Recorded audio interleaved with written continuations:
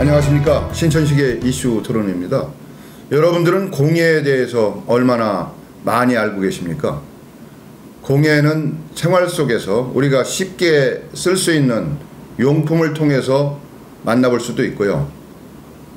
국내나 국외 여행을 가실 때 여러분들이 추억을 간직하기 위한 기념품 구입, 기념품 속에서 공예를 만나보실 수도 있습니다. 오늘은 대전 공예산업의 현주소와 미래에 대해서 전문가 두 분 모시고 이야기 나눠보도록 하겠습니다. 여기는 자기소개가 원칙인데 네. 우리 이사장님부터 소개 좀 해주시죠. 네, 안녕하십니까. 저는 공예협동조합의 이사장을 맡고 있는 김진선이라고 합니다. 오늘 반갑습니다. 네, 안녕하세요. 저는 공예협동조합의 한 구성원으로서 섬유를 대표하고 있는 조현주입니다. 지금 대학에서 섬유 디자인을 전공으로 가르치고 있고요. 열심히 활동하고 있는 공예인입니다. 감사합니다. 두 분이 만나신 지는 얼마나 되셨어요?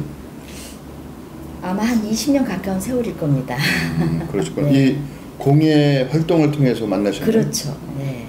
이제 아까 호칭이 예사롭게 언니 뭐 이렇게 나오고 나이 드신 분 뭐 이렇게 하시는 걸 보니까 개인적으로도 잦은 교류가 있으신가 이런 생각을 하게 되네요. 네. 이제 공예협동조합도 결국은 사람과 사람의 만남이니까 네. 이런 친근한 만남이 기본적으로 조합을 구성하는 어떤 기틀이 된다고 할까요? 네. 이럴 것이라고 생각이 되는데 네.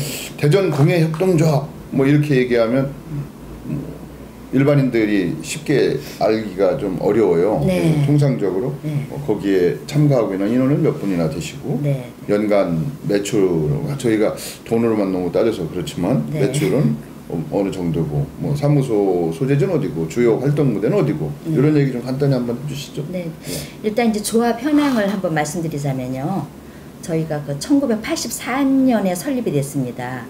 처음에는 대전 충남 공예협동조합이라는 이름으로 탄생이 됐죠. 그러다가 이제 1995년에 저희가 이제 그 지자체가 되면서 대전하고 충남을 분리시키자 이제 이런 움직임이 있어서 그때 분리가 되어서 현재 이루고 있습니다. 저희는 이제 일단 공예품 그 전시 판매장이 직영을 그 비롯해서 몇 군데가 있는데요. 일단 이제 역전 지하상가에 이제 나가시다 보면은 30평 규모의 각기 다른 분야의 그 공예인들이 직영 매장 내지는 개인 매장 운영하는 걸 보실 수 있을 겁니다. 이제 그곳의 매장을 통해서 이제 판매를 하고 있고, 그 다음에 컨벤션 센터 내에 이제 그 직영 매장이 저희 또 하나 또 운영되고 있고요. DCC 말씀하시는 네, 거죠? 그렇죠. 예. 예. 그래서 2013년부터 이제 저희가 하고 있어서 그쪽에는 이제 주로 행사 때문에 오시는 국내외 분들을 중심으로 그렇게 운영이 되고 있죠. 그래서 저희는 이제 공예를 업으로 하는 사업자 등록이 있는 사람들이 구성원으로 되어 있어요.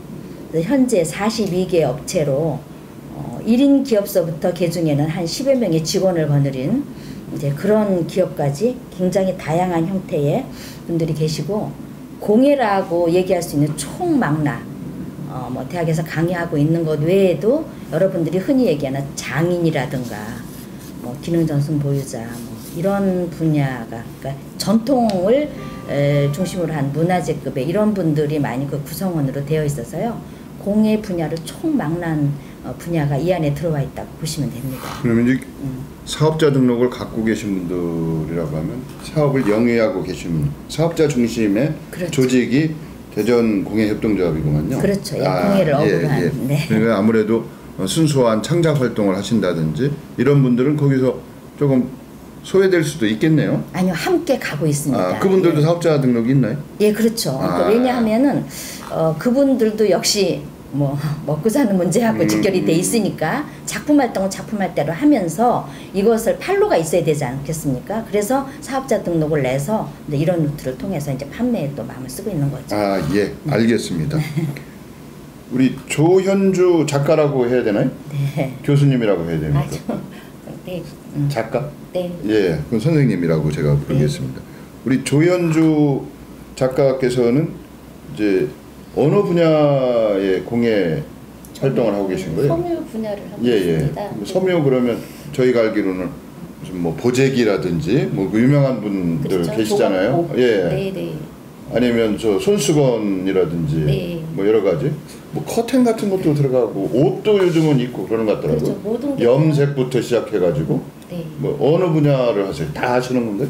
저희 이제 학부에서 이제 패션 쪽을 했었고 이제 섬유 디자인, 텍스타일 디자인을 또 배웠기 때문에 전체적인 홈 인테리어뿐만이 아니라 패션 쪽까지도 모두 다 섭렵해서 그렇게 작품을 만들고 있는데 일단 공예 쪽으로 하다 보니까 큰 패션을 건드리기보다는 작은 생활용품 쪽으로 그거를 섬유 원단을 가지고 작품을 만들고 있습니다. 이제 저희가 국내나 해외 여행을 갈 때 쉽게 살 수 있는 것이 그 지역의 문화와 역사, 뭐 전통을 알 수 있는 담겨져 그런 있는. 문양도 있고요. 그렇죠. 먼저 우리 같은 경우는 오방색 무늬라든지 네, 네. 또 뭐 외국 같은 경우는 그 지역에 맞는 그 문화권에 있어서 뭐 불교 문화권에서는 불교의 어떤 그 석가모니를 상징한 그림이라든지 네. 하여튼 이런 것이 네. 이제 네. 염색이나 또 이제 작품 활동을 통해서 이제 예전에 보면 우리 한국 여인들의 애환이 그 조각조각 누더기 같은 네. 그 밥상 본가요? 이런 데도 네. 담겨 있다 뭐 이런 얘기를 어느 수필가가 쓰신 것 같은데 대전 공예협동조합에 들어와서 활동하신 지는 얼마나 되셨어요? 지금 한 5년째. 아, 그러셨구나. 네. 우리 김진선 이사장님은 공예협동조합의 산 증인이다라고 외부에서 얘기들 하시더라고요. 아, 네. 이사장을 맡은 지는 얼마나 되셨어요? 굉장히 오래됐습니다. 2000년도에 처음 이사장을 맡아서 그때는 이제 제가 3년 임기였고요. 그리고 제가 한 번 쉬고 그 뒤로 계속 지금 장기 집권을 하고 있는 상태입니다, 지금. 이제 죄송한 표현인데 네. 그 회원분들이 42개사라고 아까 말씀하셨지 네, 않습니까? 네. 그분들이 합의나 초대 과정이 있어서 예. 연임을 하시는 거죠? 통해서, 예. 그러니까 연임 제한 규정은 없나 보죠? 네, 특별히 연임 제한 규정은 이제 없습니다. 이사장이 그렇게 생각해 보면 권한보다는 봉사와 헌신 뭐 이런 쪽으로 생각을 하고 기대를 하고 있는 거 아닌가요? 네, 그렇죠. 이게 이제 조합이라는 게 타 조합들을 보면은 사실 판공비도 좋고 뭐 여러 가지 지원이 많은 조합이 있습니다만 그런 데는 사실 서로 이사장들을 하려고 합니다. 근데 뭐 저희는 영세하고 그러다 보니까 뭐 판공비 일절 있는 것도 아니고 정말 봉사 정신이 없으면 이걸 할 수가 없습니다. 그러다 보니까 제가 어쩔 수 없는 장기 집권으로 지금 가고 있는 게 아닌가 싶습니다. 우리 김진선 이사장님은 공예에서도 어떤 분야를 활동하고 계시나요? 네, 저는 사실은 처음에는 그 회화가 전공이었어요. 아. 네, 그렇게 하다 보니까 제가 이제 한지에 대한 닭종이에 대한 관심이 커가지고 저희도 종이를 만지고 이제 뭐 부재료를 쓰니까요. 그래서 거기에 관심을 갖다 보니까 이제 그때는 거의 뭐 지역권 내도 그렇고 전국에서 뭐 별로 그렇게 하는 사람이 없을 때였어요. 초창기 때인데 제가 이걸 한번 해보면 어떨까. 그러니까 실생활 용품으로서 다양하게 쓸 수 있다는 그런 매력이 되게 있더라고요. 뭐 가구까지 다 할 수 있으니까요. 그래서 이제 손을 대기 시작한 게 제가 86년부터 이게 손을 대기 시작을 했는데 전격적으로 이제 사업자 등록을 내고 이제 뭐 옛날부터 시장님 권유로 이제 사업자 등록을 내고 제가 연구소 근처에 작업실이 있었으니까요. 그래서 그러니까 해외에서 오시는 분들이 갈 곳이 없다. 대전에 오면. 그러니까 그분들은 그 시연하고 이런 걸 보는 걸 굉장히 좋아합니다. 그래서 시연도 하고 판매도 하면 참 좋지 않겠느냐. 그래서 제가 사업자 등록을 내고 이제 시작한 계기가 됐죠.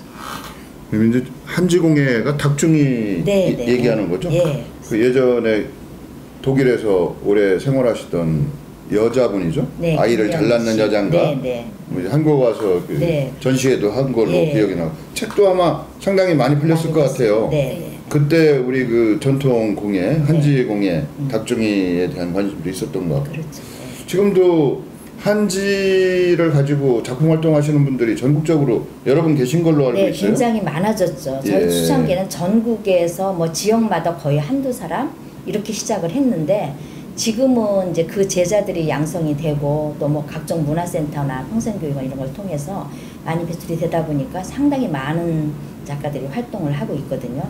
하고 있는데 이제 이 두 가지죠. 그러니까 한 가지는 완전 작품적으로 고수를 해서 전통 기법 그대로 재현하는 경우가 있고, 또 한 가지는 좀 이제 학교에서도 쉽게 아이들이 활동하는 시간에 할 수 있도록 방과후 요즘 학습 같은 것들이 많이 활성화되고 있지 않습니까? 그래서 이제 반절개 기법으로, 전통 기법이 아닌 손쉽게 그날 하루 해갈 수 있는 뭐 이런 기법으로 해서 그쪽으로 주로 활동하는 사람들도 있고, 이제 두 분류가 있죠.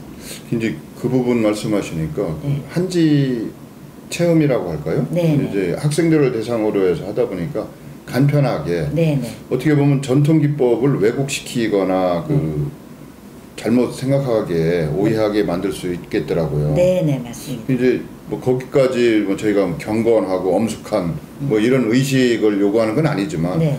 그런 제대로 된 과정과 절차는 밟아야 될 텐데 네, 맞습니다. 너무 생략이 많다 보니까 네. 이게 과연 전통의 계승이라는 취지가 제대로 실현될 수 있을까 이런 걱정도 좀 되더라고요. 네. 사실은. 네. 뭐 어찌 됐든 안 하는 것보다는 나을 것이다라고 생각을 합니다만은 그래서 이왕 할 거는 제대로 해야 되지 않을까 뭐 네. 이렇게 생각을 한번 해보는데요. 이제 공예협동조합의 주사업은 조합원들이 모여서 활동을 하는 경우도 있을 테고 네. 각자 활동하는 경우도 있을 테지만 이 조합이라고 하는 것이 각자가 독립적으로 대표성을 유지하면서 활동을 하시면서 이제 어떤 특정한 공통적이고 일반적인 이익이 있으면 힘을 모아서 같이 활동을 한다 대외적으로. 뭐 각자 대표죠 이제 따지면. 네네. 예. 그렇죠. 네. 그래서 공예협동조합이 이제 개인적으로 하시는 일 말고 네. 이제 모여서 조합의 이름으로 네. 공동의 이름으로 활동하고 계신 사업이 있다면 어떤 사업이 있는지 한번 소개 좀 해주시죠. 네네. 저희 같은 경우는 이제 일단 공예라 하면 이제 목공예, 금속공예, 또 그다음에 염지, 기타 공예 분야는 굉장히 다양하죠. 뭐 아까 얘기했듯이 한지, 그다음에 붓을 만드는 분, 또는 뭐 사물놀이 악기 쪽, 북을 비롯한 뭐 그런 쪽, 그다음에 뭐 컬러 믹스를 비롯한 그런 인형을 만드는 등등 굉장히 많은 그 작품 및 상품을 저희가 제조하고 있는데요. 이 판매 활동이 이제 저희 조합 매장도 그렇지만은 백화점이라든가 그다음에 관광 상품 매장들이 있어요. 지금은 이제 서울역 가보시면 일단 대전역에도 있습니다만 명품관들이 있죠. 이제 그 명품관들을 통해서 또는 이제 면세점, 그다음에 이제 기타 이제 그 대회 이제 행사장들이 있죠. 그 행사장, 그다음에 개인적으로는 본인의 작업장 내에 또 판매장을 같이 구성을 해서 이제 하는 경우도 많이 있고요. 그래서 이제 저희가 이제 그 조합원 자격도 있고 활동에 대한 이런 지원도 있죠. 지원도 있는데 일단 이제 아까 말씀드렸듯이 지역에 작업실을 두고 사업자 등록, 제조해야지 됩니다. 예, 사업자 등록을 준 작가 및 공예업체로 그 공예품 전시 판매장에서 팔 수 있도록 해서 이제 관내 또는 이제 뭐 대내외 그런 행사 참여로 상품 홍보 및 매출 이제 그런 증대를 위한 행사 그런 곳에 저희가 많이 참여할 수 있도록 그렇게 유도를 해서 수익을 창출해야 되니까요. 이제 그렇게 하고 있고, 또한 이제 우리 지금 여기 조연주 선생님도 지금 이제 시민대를 통해서도 활동도 하고 계시는데요. 시민대를 통한 강의로부터 뭐 학교 방과후 수업, 그 다음에 이제 대학에 이제 이런 강의를 하고 있는 이제 그런 조합원들이 대다수를 이루고 있습니다. 네. 이제 공예협동조합의 구성원들도 먹고 살아야 되는 생활인들이기 때문에 그렇죠. 이제 판매, 이제 매출, 네. 그런 기회가 일반인들하고 쉽게 제공이 돼야 될 텐데 네. 그런 이제 장소가 중요할 것 같아요. 네. 제가 알기로는 대전역에도 있고 서울역에도 있어서 네. 이제 기차 시간이 좀 있으면 저는 기차 이용을 이제 주로 하는 편인데 그럼 가서 뭐 한겨울 같은 데는 목도리 같은 거 하나 산다든지 네. 뭐 거기 가면 그 명함 케이스 네. 같은 걸 산다든지 네. 이게 상당히 다양하더라고요. 네. 이제 그 안에 가보면 그 없는 게 없을 정도로 하여튼 다양하더라고요. 네. 이제 발 끝에서 머리 끝까지 네. 뭐 양말, 신발부터 모자, 뭐 브로치도 좀 차고 오신 것도 아마 네, 그 그렇죠. 직접 만드신 거 아니면 네, 공예 협동조합 구성원들이 조합원들이 만드신 거라고 네. 생각이 되는데 네. 어떻습니까? 그 특정 장소 대중이 많이 모일 수 있는 장소에 공예 협동조합 구성원들이 만든 작품을 팔 수 있는 그 매장이 지금 완벽하게 제대로 구비된 건 아니죠. 더 좀 많이 필요하죠. 그렇죠. 확장될 여지가 예, 있죠. 맞습니다. 예. 예, 저희 발행 같은 경우에는 뭐 이제 역마다 그런 매장이 있었으면 좋겠고, 근데 이제 문제는 그겁니다. 호텔 같은 데도 저희가 사실 섭외를 안 해본 건 아니거든요. 시에서도 이제 많이 도움을 주려고 이제 그런 장소도 많이 얘기를 해봤는데, 문제는 이제 그 판매원에 대한 문제입니다. 저희가 그쪽에 판매원을 두고 이것을 운영하기에는 그 개인의 어떤 뭐라고 할까요? 자기가 노력한 만큼의 대가를 가져가는 선에서 그치지 사실 조합을 위한 그렇게 이득이 이렇게 발생되는 것이 아니거든요. 그러니까 저희 조합원들은 사실은 마케팅에 대해서는 참 사실 어렵습니다. 왜냐하면 만들어내기도 바쁜데 이거 대외적인 마케팅까지 할 수는 없는 거거든요. 그걸 이제 중간에 저희가 이제 그런 역할을 해주는데, 그래서 그런 판로 때문에 결국 그런 데를 접하다 보면은 장소에 대한 문제도 그게 무료로 제공해 줄 수 있는 장소는 한계가 있는 거고요. 그 외에 뭐 어떤 조건적인 게 붙으면 거기에 대해서 다달이 나가는 뭐 여러 가지 그 지출되는 부분, 또 그 다음에 판매원에 대한 뭐 이제 그런 그 보수에 대한 부분, 이런 부분이 사실 이렇게 현실적으로 나오지 않습니다. 인건비도 못 건지는 경우가 허다하군요. 예. 이제 우리 조현주 작가 같은 경우는 그 작품 활동을 하시고 그 작품을 이제 판매하는 그런 네. 공간도 갖고 계신가요? 네, 저는 매장을 같이 운영을 하고 있어서 매장은 어디에 소재해 있어요? 둔산동에 있습니다. 예. 네. 맞습니다. 지역에도 그 몇 분 그 염직 뭐 이런 거 하시는 작가분들이 계시잖아요. 네, 그분들이 아마 대다수가 이제 백화점의 문화센터라든지 네. 대학의 평생교육원 이런 데서 강의를 하고 계신 것 같아요. 네. 뭐 시민대학도 물론 네. 있지만. 근데 이제 그분들이 갖고 있는 작품성에 비해서 그 성과가 의외로 좀 별로 없다. 매출로 연결될 수 있는 그 어떤 촉진책 같은 것이 필요하다면 이런 얘기를 하시는 것 같더라고요. 네. 어때요? 아까 이사장님 말씀하신 대로 저희는 이제 판매에 대한 마케팅이 제일 부족한 부분이거든요.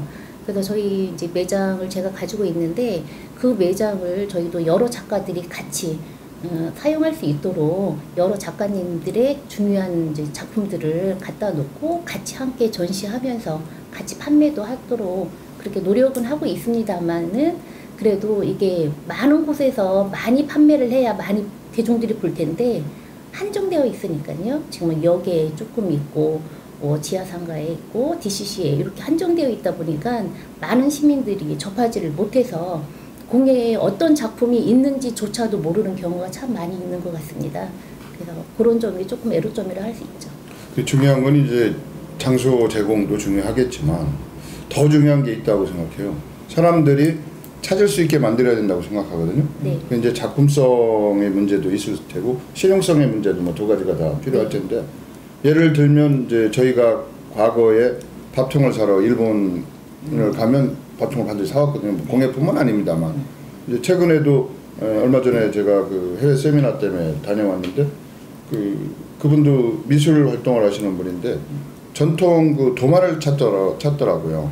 요즘 이제 도마를 그 주요 재료로 삼아서 거기에 음식도 좀 넣고 아니면 뭐 다른 어떤 전시회 뒤에 그 소품으로도 활용할 수 있고, 뭐 도마의 기능이 다양하더라고요. 그러니까 그 도마가 갖고 있는 나무 결이라든지 향이라든지 형태라든지 이런 모든 것을 감안해서 전통시장을 찾아다녔는데 가이드한테 특별 부탁해서 이제 못 샀어요. 결국은 마음에 드는 게 없어서.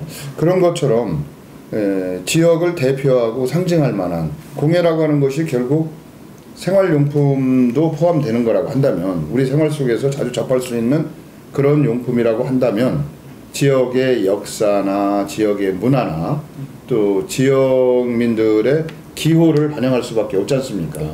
그래서 이제 대전이라고 하는 것을 뭐 지역적으로 너무 좀 국한시킬 필요가 없습니다만, 그래도 대전을 대표할 만한 공예, 그 외부에서 대전 가면 너 대전 갔어? 이것 좀 하나 사와 할 만한 공예가 뭐가 있습니까?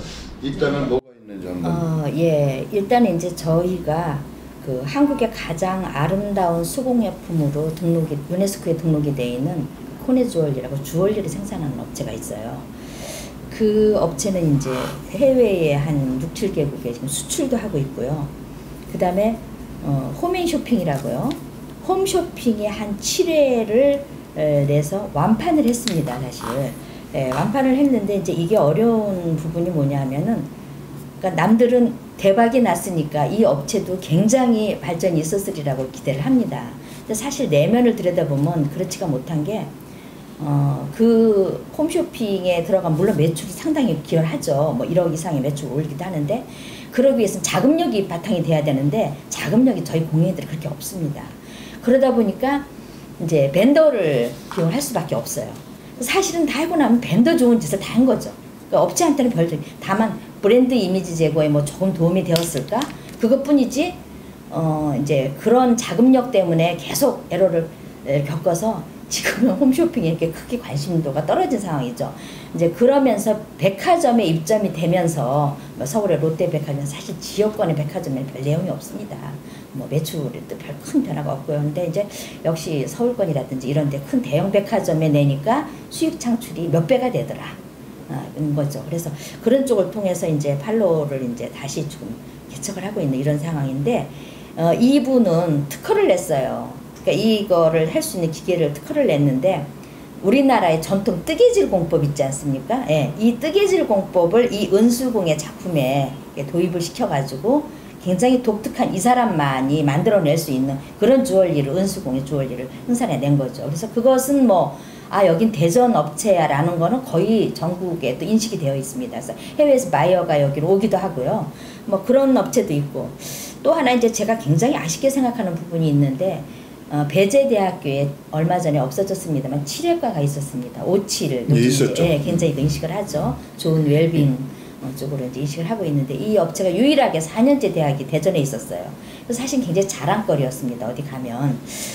그래서 여기서 굉장히 우수한 인재들이 많이 배출이 됐습니다. 이제 그럼에도 불구하고 뭐 어떤 내부적인 일 때문에 결국은 정리가 되면서 지금 이제 그때 나온 그 우수 인적 자원들이 겨우 명맥을 유지하고 있는 상황이에요.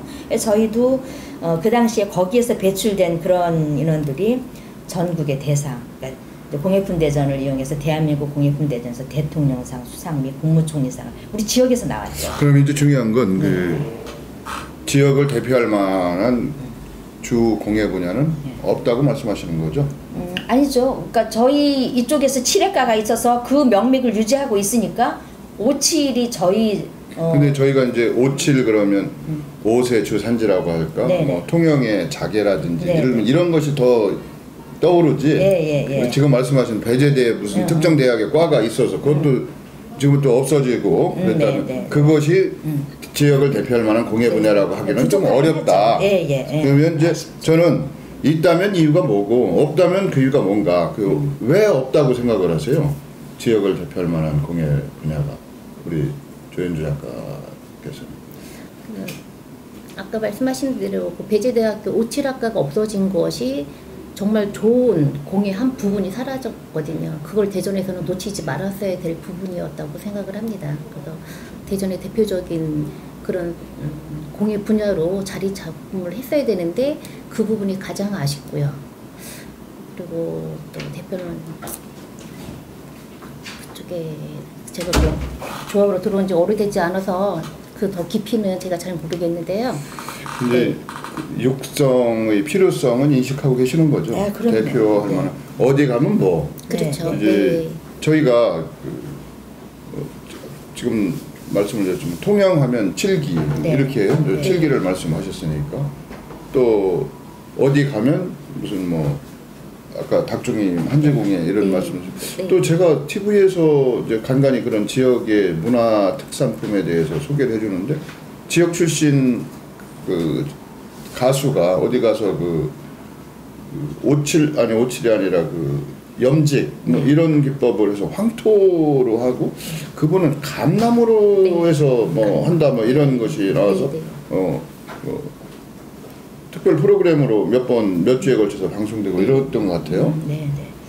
그래서 그런 것을 지역의 그 대표성을 살리고 지역의 상징성을 살릴 수 있는 그런 대표적인 공예 분야를 육성할 책임이 공예인들한테 있지 않을까 뭐 이런 생각도 드는데. 네, 좋으신 말씀인데요. 이제 한 가지 애로가 저희가 참 굉장히 애매합니다. 뭐 지금 그 사회자님께서는 대전 그러면 제일 먼저 뭐가 떠오르십니까? 대전을 대전 대표할 뭐 만한. 대전발 0시 50분이라든지 네. 뭐 과학도시라든지 뭐 이런 정도죠. 네, 예. 그렇죠. 그래서 그거를 접목을 해서 그거를 만들어낸다는 게 사실 쉽지가 않은데요. 이제 저희는 그런 소리를 많이 듣습니다. 왜 나가면 저희 공예품은 대한민국 어디를 가나 똑같은 것들이 나와 있느냐 이 소리를 많이 합니다. 그럼 저는 이제 또 대묻고 싶은 말이 이제 가까운 일본을 예를 많이 들거든요. 그럼 그 일본에는 그 지역에서만 할 수 없게끔 여러 가지 지역적인 그 지원이 굉장히 많이 따릅니다. 그러니까 어떤 분이 중국에 갔다 오셨는데 이 소리 하시더라고요. 굉장히 부러웠던 게 먹고 사는 문제에 신경 쓰지 말고 나라에서 모든 지원을 다 해주고 여기서는 1년에 한두 작품을 만들어도 좋으니까 좋은 거를 개발을 해라. 이게 전폭적인 지원을 해준다는 거죠. 그러니까 일본 같은 경우도 마찬가지입니다. 저희도 그런 풍토가 조성이 된다면 사실은 저희 지역권에서도 분명히 뭔가가 나오겠죠. 근데 그렇게 해서 저희는 먹고 사는 문제를 절대 해결을 할 수가 없습니다. 근데 하여튼 그런 문제인식을 네. 공유하는데 네. 먼저 문제 제기를 할 수 있는 것은 아무래도 직접 공예 산업에 종사하시는 분들이 네. 앞장서야 되지 않을까 뭐 그런 말씀을 드리고자 네. 하는 거고 네. 사실은 특정 개인이나 특정 집단만의 노력으로 어떤 지역의 상징이 만들어지고 지역의 특산품으로 인정받을 만한 작업이 완성되는 건 아니라고 생각해요. 네. 이제 관의 협조도 필요하고 그것이 법과 제도로서 정립이 돼야 제대로 된 성과도 있을 것이라고 생각은 되는데요. 하여튼 그런 문제 제기를 일단 한번 신천식의 이슈 토론에서 해보겠습니다. 근데 아까 그 공예협동조합의 그 활동 중에 공예품 대전하고 관광기념품 공모전이 아주 주요 행사 중에 하나인 것 같더라고요. 네, 그렇습니다. 그 뭐 개최 목적은 뭐고 성과는 뭐가 있었는지 네. 우리 이사장님이 좀 말씀해 주신다면. 예, 이제 해마다 이게 6월에 전국 예선을 다 거칩니다. 전국 예선을 거쳐 저희도 이제 곧 다음 주부터 이제 있죠 지금 접수를 지금 받고 있는 상황이거든요. 근데 일단 이제 공예품 대전에 대한 개최 목적을 먼저 말씀드리면 이제 관광하고 조금 다릅니다 이게. 일단은 이제 전통과 민속공예 제품의 그 신상품 개발에 이제 목적을 두고 있죠. 그리고 이제 그 공예품 시장의 확대, 뭐 또 판로 개척 문제라든가, 이제 일단은 제일 중요한 게 공예 산업의 그런 저변적인 그런 확대 및 지원을 강화하기 위해서 이제 이 대회를 개최하게 되었는데요. 그 공모 분야가 전통 공예의 기술과 조형성, 뭐 이런 것을 기본 바탕으로 현대적 디자인 트렌드에 부합이 되면서 그런 아름다움이라든가 또한 그 상품성이 결합된 그런 창의적 공예품을 찾고 있습니다. 그래서 이제 아까 말씀드렸죠. 목칠, 금속, 도자, 섬유, 종이, 기타 이렇게 분야로 분류를 해서 접수를 받고 있고요. 관광 기념품은 또 조금 이제 다른데 지금 공예품은 벌써 45주년이 됐어요. 그래서 처음에는 뭐 공예품 대전, 공예품 경진대회 이렇게 출발해서 지금 대한민국 공예품 대전으로 됐죠. 그래서 이제 격이 좀 높아졌는데 그럼 이거하고 관광 기념품의 이게 차이가 뭐냐? 결국 비슷비슷한 것들이 나오는데 이런 얘기들이 많이 있었어요. 이제 그 얘기 조금 뒤에 제가 다뤄드리고요. 일단 관광 기념품 공모전은 지금 18주년이 올해 이제 되고 있는데요. 이 이제 우리 고유의 그런 문화적 특색이 담기는 관광 기념품, 관광지에서 손쉽게 살 수 있는 이런 기념품을 개발하자 이런 취지로 이제 시작이 됐죠. 그래서 그런 우수 관광품에 이제 집중 그런 육성화라든가 또 국가 경쟁력 제고해서 관광지에서 쉽게 살 수 있는 기념품. 근데 여기에는 저희 이런 공예품뿐만이 아니라 이제 쇼핑 관광 쪽으로 활성화를 시키다 보니까 외화 이제 수입에는 그런 증대 목표도 있고 해서 이제 민공예품 그다음에 가공식품들이 있어요. 그러니까 우리 예를 들어서 일본 사람들 오면 김도 많이 사갑니다. 뭐 그렇듯이 지역에도 우리 여기 성경김이라는 게 있지 않습니까? 뭐 그런 게 나갔는데 그런 식품 또 녹색 상품들 뭐 하이브리드 거 뭐 이런 국내외 관광객들이 구매할 수 있는 모든 관광품이 있는데 저희가 관광기념품 공모전은 이제 한국의 특성화와 그다음에 지역 특성화로 나누어서 이렇게 접수를 받고 있습니다. 그러니까 한국의 특성화는 이제 아시다시피 우리 이제 그 문화에 대한 특성을 살린 그런 제품. 그다음에 지역 특성은 이제 우리 대전 지역의 뭐 관광지라든가 축제 뭐 이런 것을 테마로 해가지고 우리 시에서 특화 판매 가능한 상품을 만들어라. 뭐 이렇게 해서 두 가지로 접수를 받고 있는데 이것이 한계가 뭐냐 하면 이제 그렇게 하니까 접근을 어떻게 하느냐면 우리 시를 대표할 수 있는 게 뭐가 있나. 그러면 이제 여기 이제 각종 연구소들이 있고 예를 들어서 화폐박물관도 있고 뭐 지질박물관 여러 가지 있는데 뭐 천문대도 있고 그러니까 그런 것을 모티브로 해갖고 작품을 만드는데 실질적으로 이것이 판매와 별로 연결이 되지 않습니다. 개발을 했는데 이제 그런 애로가 있고요. 그 다음에 저희가 가장 큰 지금 문제가 타 지역에는 그런 대로 아까 말씀하셨듯이 어느 지역과 뭐가 특화가 돼 있다고 하는데 저희 지역은 이제 예를 들어서 가까운 충남을 이제 비교를 하는데 충남에 가면 이제 백제권이라는 그런 어떤 이슈가 있고 또 실질적으로 그쪽에서 생산되는 그 좋은 돌들이 나오죠. 그 돌로 뭐 벼루도 만들고 석공예품 여러 가지 만드는 게 있지 않습니까? 뭐 그걸 비롯해서 그런 어떤 자원도 있고 그래서 뭐 그 다음에 이제 그 부분으로 인해서 인적 자원이 또 좋은 인적 자원이 탄생이 되는 거고 한데 우리 대전에서는 생산이 되는 게 없지 않습니까, 사실은. 그것을 중심으로 해서 만들어낼 수 있는 게 정말 극히 제한적입니다. 그래서 그런 가장 큰 애로가 있죠. 예, 알겠습니다. 네.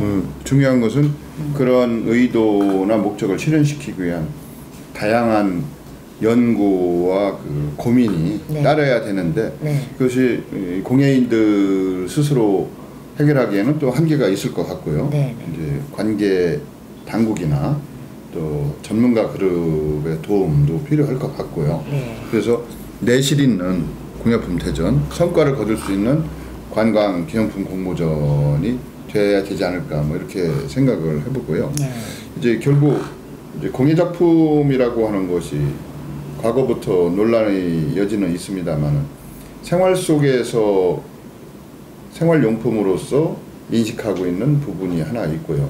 또 그 안에서 예술적 가치를 우선하는 그런 가치가 막 충돌일 수도 있고 아니면 두 개의 양면성이 있다고 저는 생각을 하는데 그런 것 때문에 저희가 관광지 국내 관광지 같은 경우를 가보면 이제 해외 관광지도 마찬가지라고 생각이 드는데 그게 별로 사고 싶은 생각이 없어요. 네. 뭐 값도 뭐 비싼 건 비싸지만 그렇게 비싸지도 않을 뿐더러 실용성도 없는 것 같고 또 예술 작품으로서의 작품성도 떨어지는 것 같고 네. 그냥 어떻게 보면 조악하다고 할까?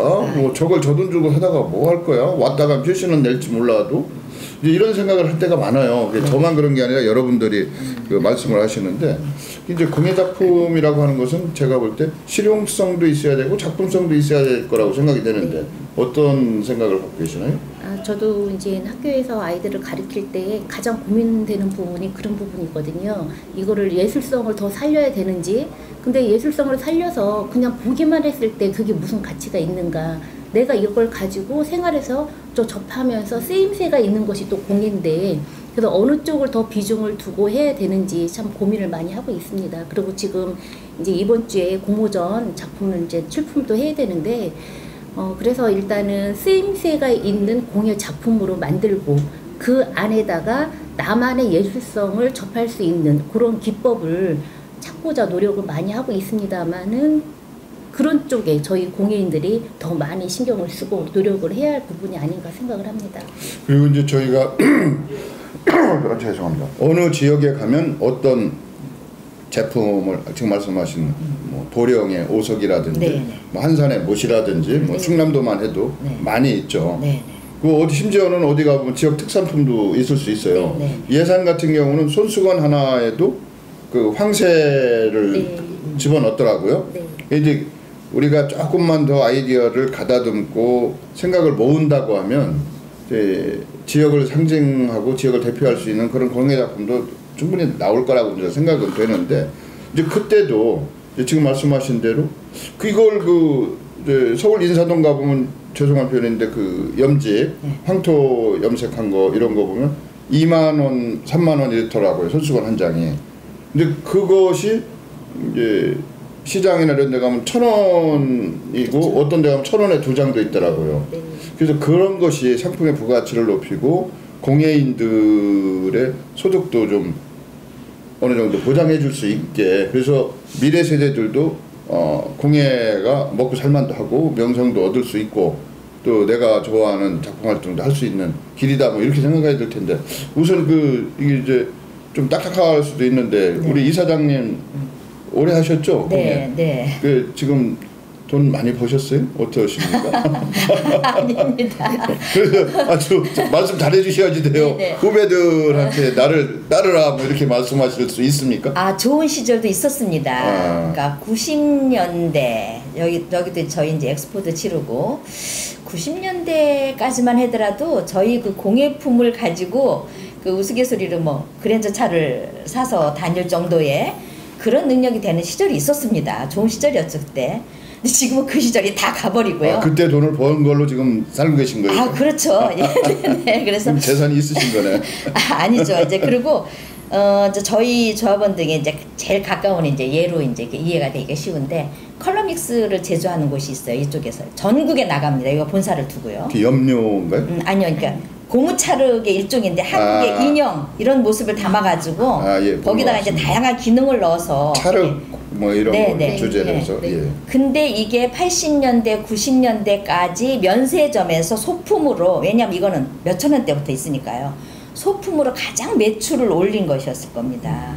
근데 이제 그것을 전문으로 취급했던 유통업자는 빌딩을 세웠고요. 이걸 하는 사람 100평 매장을 몇십 년 전이나 지금이랑 똑같이 갖고 그러니까 이제 있습니다. 생산하고 유통의 불균형이 있어요. 네, 네, 네. 유통을 장악한 사람이 돈은 법니다. 네, 네, 그러니까 그렇죠. 어느 분야나 마찬가지예요. 네, 네. 그래서 이제 그러다 보니까 이 사람의 고민이 이제 이거를 그러니까 일단은 많이 팔아야 되는 부분이니까 이 사람도 역시 예술성이냐 상품성이냐 이거를 갖고 계속 고민을 하죠. 근데 예술성을 주장을 하자니 이게 판로에 한계가 있고 또 그건 그거대로 좋아하는 쪽으로 가고 뭐 큰 옛날 우리 왜 향수를 불러일으키는 이제 그런 시리즈들을 쭉 이렇게 재현을 합니다. 크게. 그건 이제 단위가 크니까요. 그건 그거대로 하면서 시장에서 손쉽게 그야말로 사갈 수 있는 이런 상품인데 우리 한국의 한국의 그러니까 옛날 의상이라든지 이런 모습들을 그대로 재현해서 가니까 사실 굉장히 면세점에서 인기가 최고 좋거든요. 이게 뭐 그런 쪽으로 양쪽을 병행하면서 갈 수밖에 없습니다. 예, 알겠습니다.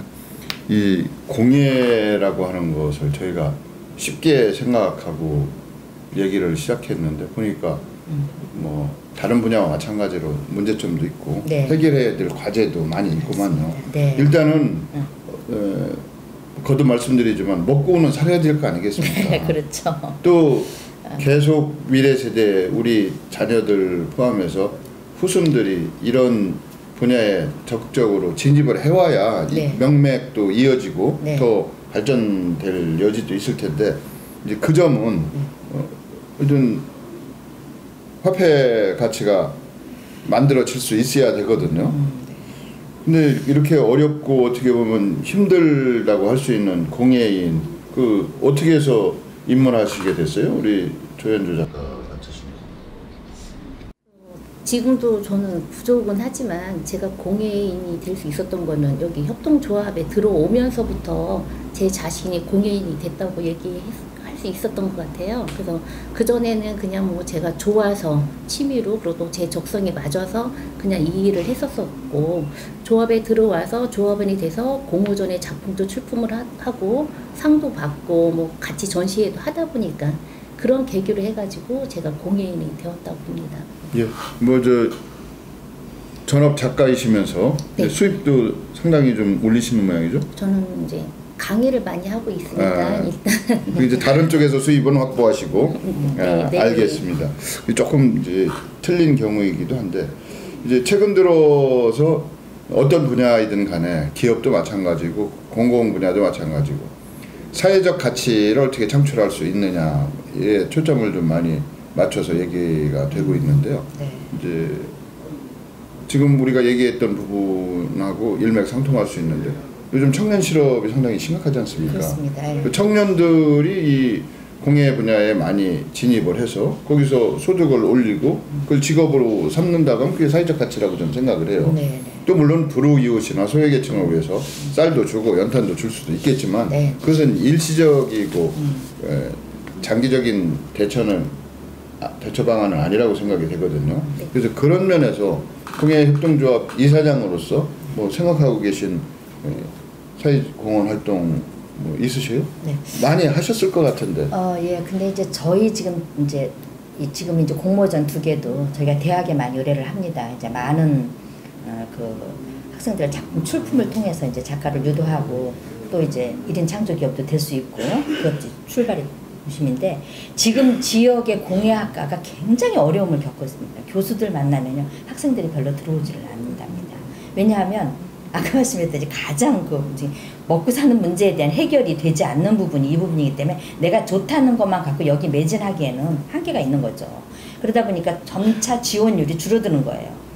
이러다가 진짜 지금 없어진 학과들도 있습니다. 사실은 굉장히 안타깝죠.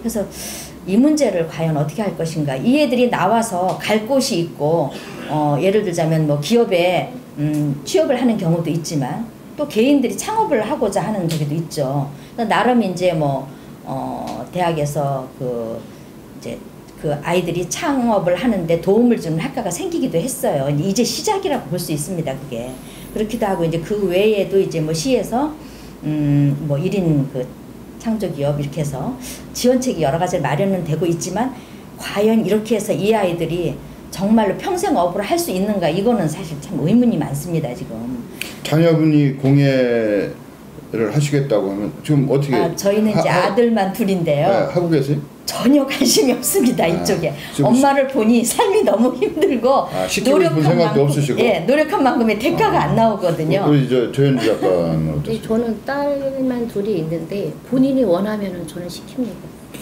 그렇죠. 뭐 두 분이 공예인 두 분도 이게 틀리는데 네. 이제 제가 최근에 책을 하나 읽었어요. 네. 어떤 내용이냐면 그분은 가구에다 그림을 그리는 분이더군요. 네. 시작은 그림을 했고요. 네. 대학에서. 좀 괴짜다운 발상이라고 생각하는데 그분 작품 같은 경우 상당히 고가더라고요. 네. 그리고 이제 책 속에 보니까 본인이 갖고 있는 자존심을 살리기 위해서 뭐 예를 들면 가격을 가지고 흥정한다고 하면 보낸 것도 다시 실어 보내라 돈 바로 이런 정도의 오기나 자존심을 지키기 위해서 하면 뭐 수입도 상당한 것 같아요. 예, 상당한 고액 연봉, 고액 수입자 부럽지 않은 생활을 하고 있는 것 같은데 이제 중요한 것은 이제 공예라고 하는 것이 전통적이고 고루하고 돈이 안 된다는 개념을 탈피하기 위한 어떤 시도가 있고 그런 사례가 자꾸 나와줘야 된다고 생각이 되거든요. 이제 그러려면 결국은 외부에서 누가 도와주는 것은 한계가 있고 네네. 공예인 스스로 네. 돌파구도 마련하고 어떤 타개책도 제시를 해야 된다고 생각해요. 네. 그리고 그런 노력이 필요하고 그래서 이런 것이 사회적인 공감대 확산이 되고 사회적인 지지와 성원이 더 많아질 때 공예가 제대로 대접받고 공예인들의 자존심 지킬 수 있지 않을까 뭐 이런 생각을 하게 되는데요.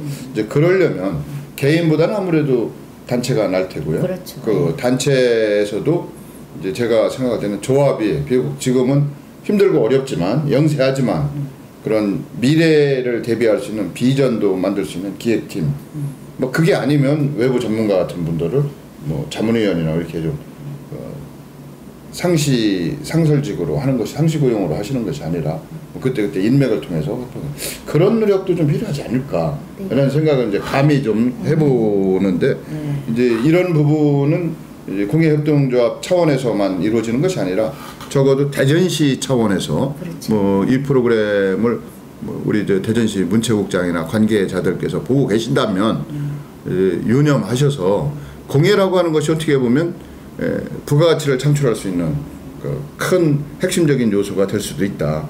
대전이 특정 공예품의 세계적인 메카가 된다고 하면 그것이 대전 경제도 발전시키고 대전 시민의 문화적 자존심도 높일 수 있는 계기가 되지 않을까 뭐 이런 생각을 이제 해봅니다.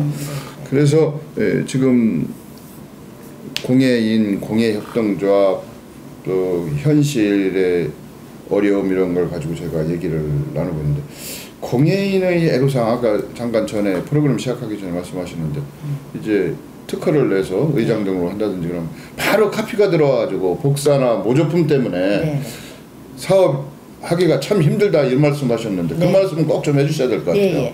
그러니까 아까 제가 이제 그 컬러믹스에 대한 얘기를 했는데요. 이제 그분 경우가 있죠. 이제 한 몇 년 전인데 만들어 놓기만 하면 이것이 이제 돈이 된다라고 생각을 하니까 유통업자가 여기에 나서 그걸 카피를 떠고 계속 그런 사례가 된 거예요. 그러다 보니까 이제 이분이 한계가 있어요. 그러니까 예를 들자면 이제 요즘은 참 이런 게 많습니다. 접목을 시도를 합니다. 자기 한 분야만 하는 게 아니고 하이브리드 뭐 융복합 얘기하죠. 그래서 이제 각각 쉬운 예로 이제 거울을 만들었어요. 그럼 사실 이것을 어떤 때는 출품을 할 때 이거 어느 분야에 넣어야지 뭐 이런 경우도 많이 있습니다. 거울을 만들었으면 이 나무에다가 거울을 넣었으면 이걸 목공이라고 합니다. 근데 여기다가 뒤에다가 이제 금속으로 조각을 했어요. 그럼 금속공이라고 또 합니다. 또 여기다 매듭을 달았어요. 그럼 이거 매듭입니다. 여러 분야로 얘기를 할 수가 있으니까 이 두세 개의 분야가 같이 접목을 해서 지금 오는 경우가 많이 있습니다. 뭐 그것도 저는 나쁘지 않다고 생각하고요. 근데 이제 이분도 그러다 보니까 단순히 그 인형만 만들어 갖고는 한계가 있으니까 이 인형에다가 여러 가지 기능성을 첨가했죠. 뭐 쉽게 뭐 예를 들어서 손톱깎이를 넣는다든가 볼펜을 넣는다든가 뭐 그 외에 여러 가지 이제 기능을 첨가하지 않았겠습니까? 그렇게 하다 보니까 이분도 어쩔 수 없이 가격대에서 경쟁력이 도무지 되질 않는 거예요. 그러니까 쉬운 얘기를 여기서 뭐 5,000원에 만들었다면 중국에서 반값 세우니까요. 그렇게 해서 여기다 시장에다 푸니까 도저히 답이 안 나오죠. 근데 보는 사람들은 이걸 사는 고객들 입장에서는 이게 크게 식별력이 없을 수도 있습니다. 뭐 비슷한데 뭐 그거나. 그러니까 저렴한 쪽으로 손이 가죠. 아까 얘기했을 때 그 황토 뭐 저기도 뭐 1,000원, 2,000원 그런 가격대라고 가보면 제가 감히 말씀드릴 수는 거의 중국에서 해온 거라고 보시면 됩니다. 중국 아니고 다른 나라도 네, 많이 뭐 베트남, 뭐 동남아에서 보내서 해오죠. 근데 이제 그렇게 하다 보니까 이분도 도저히 견디지를 못하니까 큰 건 큰 거대로 주면서 작은 소품에서 그런 이제 그 기능적인 조그만 소품을 이제 중국에서 싸게 사다 같이 이렇게 접착을 시켰어요. 그러니까 이 유통업자는 잽싸게 또 얼른 또 이걸 신고가 되어가지고 이제 갑자기 와서 뭐 다 뭐 이렇게 드러내가고 이제 이런 난리가 한 번 있었는데 그래서 결국 재판까지 갔는데 그 과정에서 특허 도용의 문제가 있고 오히려 거꾸로 그렇죠. 당했다. 네네. 네, 그런 문제가 있었는데 그 이제 이쪽에서 하는 얘기는 왜 메이드 인 차이나를 넣지 않았습니까? 이제 라는 얘기가 나오죠. 그러면 주하고 부의 문제인데요. 주가 여기는 인형입니다. 한국의 모습과 한국의 재료와 모든 그런 의상이라든가 모든 걸 이게 우리 전통적인 한국의 모습을 담고 있는 그 밑에 조그만 예를 들자면 손톱깎이라는 기능을 하나 넣어서 그걸 했던들 여기다가 메이드 인 차이나를 넣으면 사는 소비자들은 전부 메이드 인 차이나. 그 부분은 뭐 이제 법률 전문가들이 계시고 이제 지금 또 법원에 계류 중이라니까 그쪽에서 현명한 판단이 있을 것이라고 생각이 되고요. 이제 시간이 뭐 이제 좀 흥분하신 것 같은데 좀 진정하시고 그런 애로사항이 분명히 있을 겁니다. 그리고 뭐 공예 분야만 그런 것은 아니고 여타 산업 분야에도 마찬가지 현상이라고 생각되는데요. 그것도 개인적인 대응보다는 집단적인 대응이 훨씬 더 중지를 모은 현명한 대처가 되지 않을까 이런 생각을 이제 해보게 되고요. 이제 시간이 다 됐으니까 이제 아까 2세들한테는 시키겠다, 나는 권하지 않겠다 이렇게 좀 서로 반대되는 의견을 말씀하시는데 또 그 저면을 들어가 보면 이유가 있으실 테고요. 이제 공예인의 그 삶을 거의 몇십 년 하셨고 또 조합의 대표인 이사장을 오래 수행하셨고 그 뭐 어떤 봉사의 자리라고 하든 뭐 권력을 누릴 수 있는 그런 자리라고 하든 간에 어떤 조직에서 장기간 그 자리에 계셨다는 것만으로도 이제 산 증인이라고 생각이 돼요. 그래서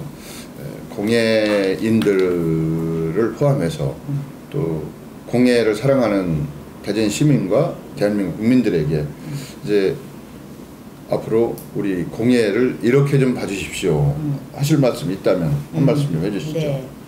일단은 이제 저희가 이제 우리 대전시에도 좀 뜨거운 관심을 보여달라는 거 그리고 좀 구체적이고 가시적인 이런 배려가 있었으면 좋겠다는 단시간에 보여주는 걸 자꾸 원하거든요. 근데 사실 문화의 특성이 그렇게 단시간에 뭘 보여줄 수 있는 건 없습니다. 긴 시간을 보면서 지켜봐야 되는 부분이고요. 또한 우리 공예인들한테도 늘 안주하지 말고 새로운 상품 개발, 작품을 위한 그런 지속적인 연구에 박차를 좀 가해줬으면 늘 제가 이런 부단한 노력을 해달라는 그런 당부 드리고 싶고, 또한 소비자들 입장에서도 요즘 중국 시장에서의 값싼, 아까 말씀드렸듯이 그런 것을 굉장히 선호하는 경향이 있는데, 유통업자들은 돈만 된다는 사실은 의식이 있는데, 저렴하고 싸다고 저희가 공예품을 샀다라는 그런 저기보다는 다소 조금 비싸고 좀 예를 들자면 조금 부족한 면이 느껴지더라도 지역 문화를 사랑하는 마음으로 지역 공예인들한테 더 관심을 돌리고 한 개씩이라도 사주는 풍토, 저는 이런 것이 다 시작이라고 생각합니다. 예, 우리 조현주 작가님 한 말씀 해주시죠. 아까 사회자님께서 사회적 가치에 대한 어떤 대안을 말씀을 하셨는데요. 제 꿈이 있다면 저도 이제 나이가 들어가면서 느끼는 건데, 나이 드신 어머니들이 등산을 좋아하시는 분도 계시고 또 때에 따라서는 노래방을 가시는 분도 계시고, 근데 의외로 바느질을 좋아하시는 분들 참 많이 계시거든요. 근데 그런 분들이 오셔가지고 이렇게 바느질을 할 수 있는 그런 공간이 사실 없어요. 그래서 저는 제가 지금 하고 있는 작업실이 나중에 노년에 오셔서 바느질을 할 수 있는 그런 공간으로 만드는 게 제 꿈이고, 그렇게 함으로써 섬유 작품이 대전을 대표할 수 있는 어떤 그러한 작품을 할 수 있도록 노력하는 게 지금 제 목표이거든요. 그래서 대표성을 띈 대전에 가면은 그런 섬유의 어떤 노년들이 모여서 완성할 수 있는 그런 작품이 있다. 그런 작품이 나오도록 열심히 노력하고 있습니다. 예. 네. 신천식의 이슈 토론에서는 지역과 국가의 주요 현안과 이슈에 관해서 관계자들 모시고 이야기 나누어 보고 있습니다. 오늘은 공예와 공예인들의 삶에 대해서, 또 공예인들의 애로사항에 대해서, 또 그들의 꿈에 대해서 이야기 나누어 보는 시간 마련했습니다. 신천식의 이슈 토론 오늘 마치겠습니다. 고맙습니다. 감사합니다.